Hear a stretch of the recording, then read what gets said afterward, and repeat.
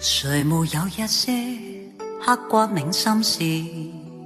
誰能預計後果？誰沒有一些舊行心魔？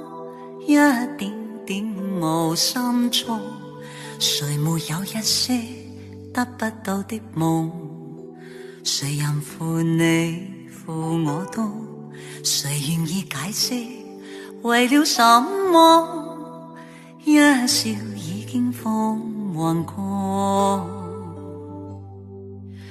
活得開心心不記恨，為今天歡笑唱首歌，任胸襟給蘇生的快樂，在猛風中敞開心鎖。